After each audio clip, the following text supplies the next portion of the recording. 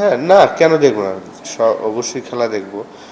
যেকোনো খেলাই তো আমরা লাইভ হলেই খেলা দেখি যদি টিভিতে আসে এবং অবশ্যই যেহেতু আসলে এই ফরম্যাটটা আমি ৪ বার খেলেছি এবং ক্যাপ্টেন্সিও করেছি ২ বার।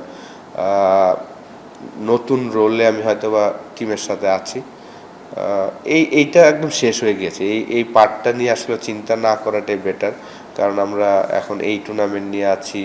তারপর হয়তোবা ন্যাশনাল ইলেকশনের পরে বিসিএল হবে সেটা নিয়ে ব্যস্ত থাকব। যদি প্লেয়াররা ব্যস্ত থাকে তখন কিন্তু আসলে এগুলো নিয়ে চিন্তা করার সময়ও থাকে। এই ৩টা টিমে যদি আমরা দেখি যে বাংলাদেশের বেস্ট প্লেয়ারদের নিয়ে তৈরি করা হয়েছে এবং হ্যাঁ, আপনি যদি আমাদের ১৯ নম্বর ওভারটা আসলে আমরা কেউই আশা করিনি যে এত এক্সপেন্সিভ হয়ে যাবে। নুরুল হাসান সোহান আসলে চমৎকার ব্যাটিং করেছেন। সেও কিন্তু আমাদের স্কোয়াডেরই প্লেয়ার। তো একটা পজিটিভ দিক যে না, ন্যাশনাল টিমের প্লেয়ারই চমৎকার ব্যাটিং করেছেন। অসাধারণ ফিনিশিং। তার এরকম অতীতে প্রচুর রেকর্ড আমরা দেখেছি। লাস্ট বিপিএলও আমরা দেখেছিলাম যে রংপুরের হয়ে বরিশালের এগেনস্টে লাস্ট ওভারে ২৬ রান নিয়েছিল। তো খুব ভালো লেগেছে তার ব্যাটিং এবং আপনি যেটা বললেন ক্রিকেটে এটা হয়। আমি মনে করি যে কালকে থেকে আজকে আমাদের সবাই এফোর্ট দিয়েছেন। কালকে হয়তোবা আমাদের যতটা এফোর্ট আমার কাছে মনে হচ্ছে তার থেকে আজকে বেটার এফোর্ট দিয়েছেন সবাই।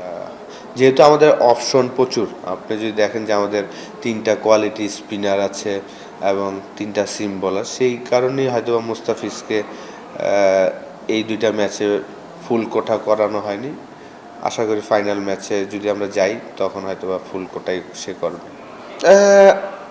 অবাক হই না এই কারণে, কারণ আমার কাছে মনে হয়েছে লিটন চিন্তা করেছে মুগ্ধকে একটা এক্সপিরিয়েন্স দেওয়ার জন্য। মুস্তাফিজ তো এই ধরনের এক্সপিরিয়েন্স তার লাইফে প্রচুর করেছেন। তো মুগ্ধ যদি আজকে এই ম্যাচটা জিতাতে পারতো তাহলে কিন্তু তার একটা বিরাট একটা এক্সপিরিয়েন্স হতো। লিটন অলওয়েজ, আমি যেটা মনে করি যে তার সাথে অল্প সময় কাজ করে যেটা আমার কাছে মনে হচ্ছে, সে অলওয়েজ চিন্তা করে যে প্লেয়ারকে ব্যাক করার চিন্তা করে যে কোনো প্লেয়ার, যেহেতু লিটন মুস্তাফিজ এই ধরনের সিচুয়েশন প্রচুর বল করেছেন। মুগ্ধ যদি এই সিচুয়েশনে ম্যাচ জিতাতে পারতো তার জীবনে একটা এক্সপিরিয়েন্স হতো, সেই কারণেই সে চেষ্টা করেছেন। উইকেটটা কালকে একটু স্লো ছিল। শুরুর দিকে যদি দেখি যে আমরা যখন বোলিং করলাম প্রথম ২-৩ ওভার একটু বল আসতেছিল স্লো, কিন্তু আজকে উইকেট খুব চমৎকার ছিল। রানটা আর একটু বেশি হলে ভালো লাগতো।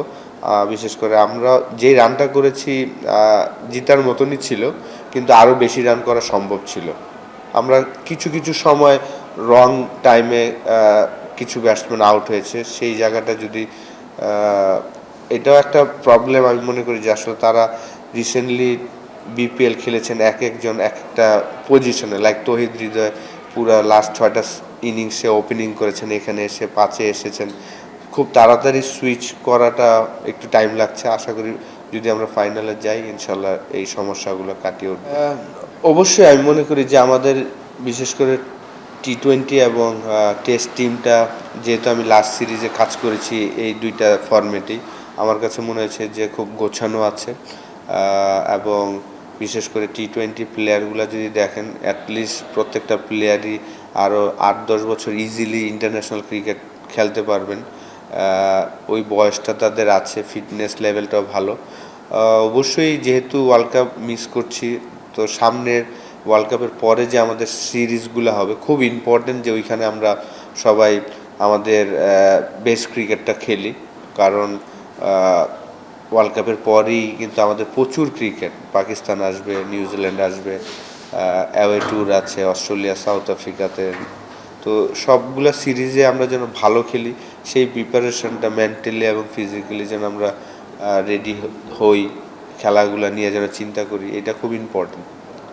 আমি যেহেতু আমার কাছে ভালো লাগে কারণ আপনার লিটনের ক্যাপ্টেন্সি যেই জিনিসটা সবচেয়ে ভালো লাগে যে বলারকে অলওয়েজ অপরচুনিটি দেয় কামব্যাক করার এবং নতুন নতুন সিচুয়েশনে ফালানোর চেষ্টা করে, যে এই জিনিসগুলা যেমন যেটা বারবার বলছি যে মুস্তাফিজ ২০১৫-১৬ থেকে খেলছেন এবং সে কি করতে পারে আমরা সবাই জানি। তো ওই ধরনের সিচুয়েশনে একটা ইয়াং প্লেয়ার বা যেই প্লেয়ারটা আমাদের রেগুলার টিমে থাকবেন তো তাকে দিয়ে করানোটা আমি মনে করি যে একটা পজিটিভ দিক।